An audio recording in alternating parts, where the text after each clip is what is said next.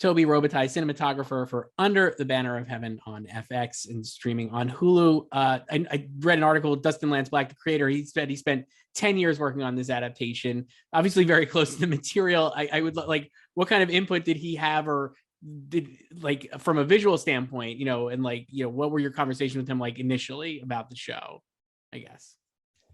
I mean, Lance is obviously, he knows that story. He was at some point in his life and his youth involved in the Mormon community, and at some point he was just interested in telling that story, and it's he was there from day well for 10 years, but he's so involved and so conscious about every single details. And it was great working with him, because he was always there feeling or knowing if we were going in the good direction. Like he knew that people were gonna watch that show and maybe try to find flaws into the way we were telling that story. So he was really precise, and like a good when you're obviously, like you mentioned, like this is a very specific community, Mormon community, and fact-based show. Before you start, do you like, are you doing like a lot of research? Like, where do you like, how do you approach it before even like beyond just the scripts and stuff? Like, how are you like with a project like this? Yeah, well, I have to say there that I didn't I didn't shoot the pilot, so I had to catch the ball. Gonzalo Amat and David Mackenzie, with Lance, they established the look for the show, and then it was a premiere for me having to follow into something. But it's I read the script and I reacted to it in a way that I felt it's a true story, and we had to find a way to stay true to the story and make it look real. And I think that's what we tried to, and we did. I think we we did make it look real and true to the story. So I think I reacted to this. I'm sorry. Yes. No, that's great. I mean, I know you picked up. I think your first episode is episode 3, I believe, right? Because you didn't do the first 3 and 4. Yeah. So this is a show beyond being like a mystery and a procedural. Obviously, it's about a man having his faith and his beliefs challenged, right? Like, I think at its core, and you see that with Andrew's character. I guess, like, visually, like, how do you tell that? Like, it's an internal struggle on him, but you're obviously doing this it's a visual medium. So how do you tell that story, and like, how do you like kind of make sure you're getting across the torment or the internal struggle that he's facing? Sure. I think the main idea for me was to stay with him. It's his POV. I mean, it's his vision. It's his quest to this, and it's this man struggling with his own faith.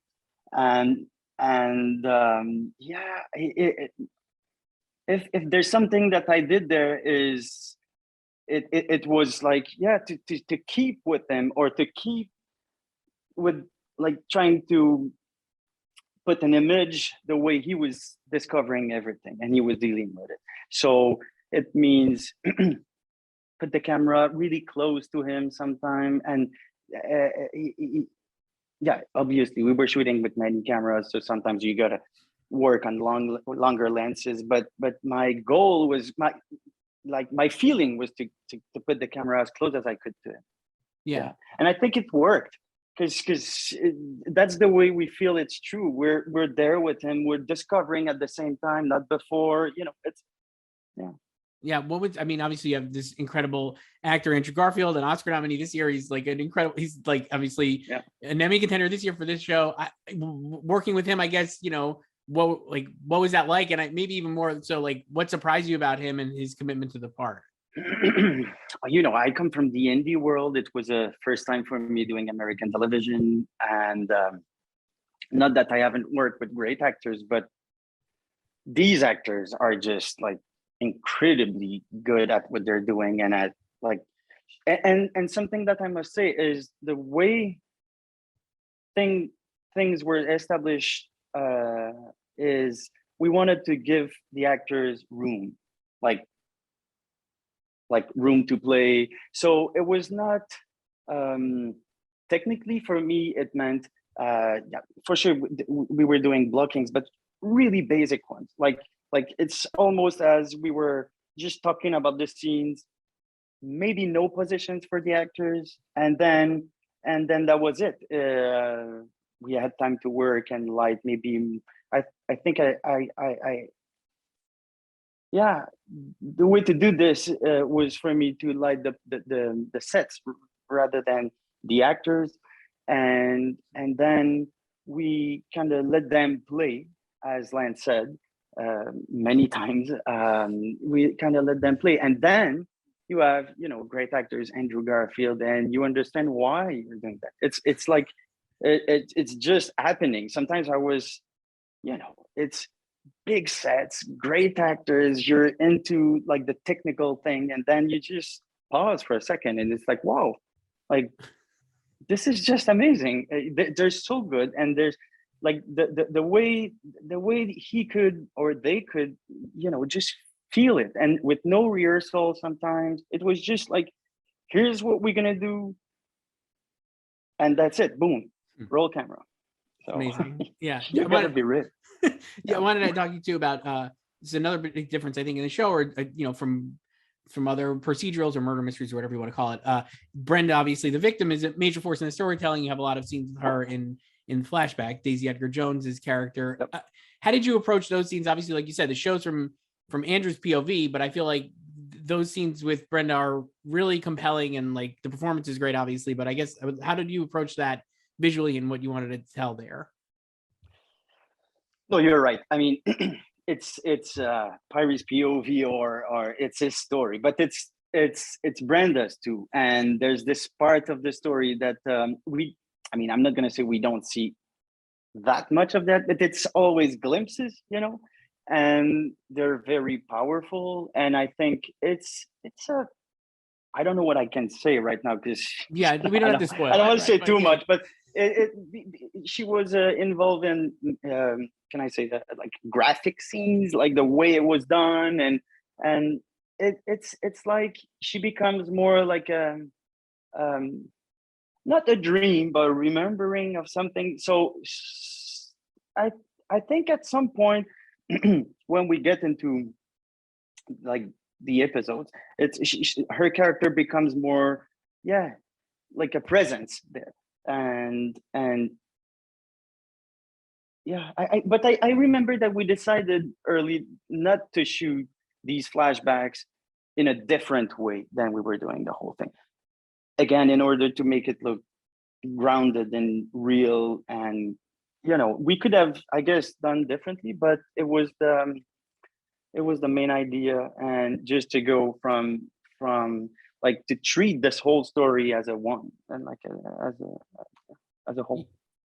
You mentioned how this is like your first major like U.S. television production stuff. What I guess what was the surprise like working on something of this scale, basically, for you?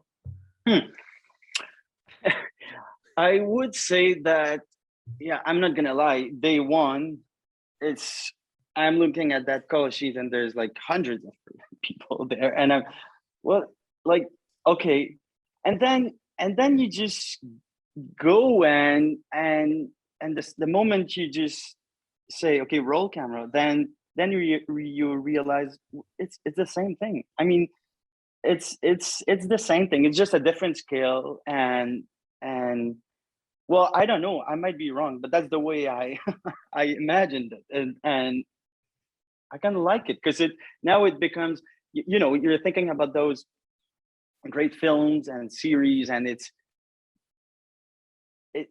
not that it's losing like some sort of mystery, but yeah, you just realize we're all doing the same things, even if like you have one actor and like a super small crew, or you have this, like, the tools are the tools, and at some point we had like, I'm not going to say everything, but almost everything we could have wished for. And we realized that the best tool we had was handheld camera. So, it's big, it's different, but it's the same thing, I guess. Yeah. We're just Yeah. there to tell a story. And when the script is good, actors are good. Yeah. It's great then. Yeah. And the show is awesome. Tobie Robitaille, Under a Banner of Heaven, FX series streaming on Hulu. Thank you so much.